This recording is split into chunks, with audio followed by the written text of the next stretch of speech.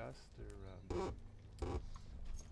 Well, we discussed lots of different issues, obviously, but we had a good discussion on the climate change question and the importance of America acting and leading, and that being an important part then of getting the whole of the world to come together, so we can deal with the issue of climate change and indeed energy security effectively and in a fair and equitable way for people. How much do you think the impending change in American leadership is going to affect U.S. standing in the world, U.S. diplomacy abroad? Well, I think it's all going to obviously depend on, I mean, I don't want to get into your election depends on the outcome, but also depends on the things that are then done. But I think on issues like the environment and energy security, there are tremendous possibilities there because the world really wants a solution to this. Time marches on.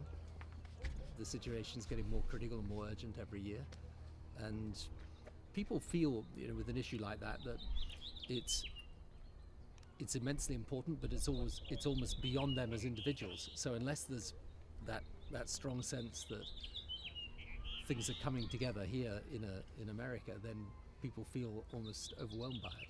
So I think there's things that can happen even this year that would be really important, and afterwards, obviously, very much so. One thing in your responsibilities representing the quartet in the Middle East, I was curious about your reaction to the concerns that President Bush raised last week at the Knesset, talking about negotiating with Hamas and how that could be akin to appeasement. What was your thought on that?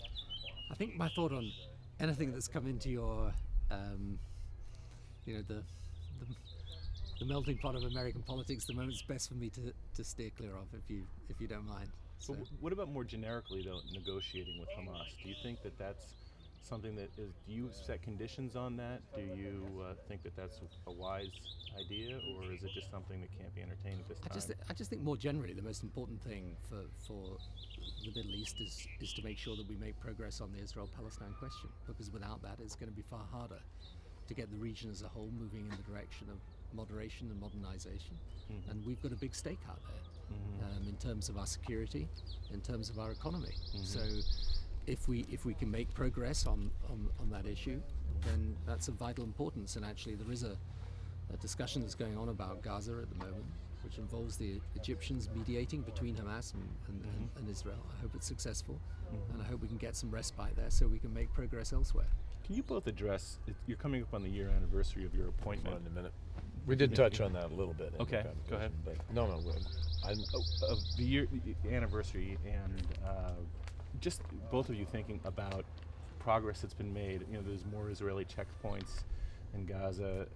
Somebody that represents us over there was saying there hasn't really been a big ticket industrial park put in there yet. How do you assess progress a year later with checkpoints increasing, not decreasing, and do you see big ticket economic development underway there?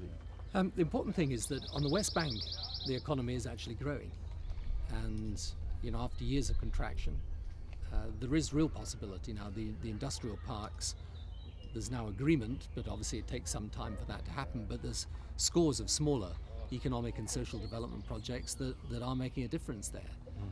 But if the overall political picture, both in terms of security and in terms of the negotiation, isn't correct, then it's always harder to make progress. But I think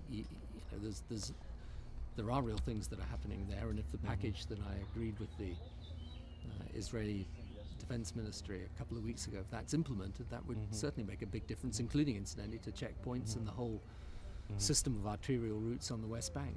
Gaza's another matter, I'm afraid. That's going to be a tougher thing to do, but if we can get some period of calm, as I say, then at least that gives us a chance of making some progress. Senator, do you want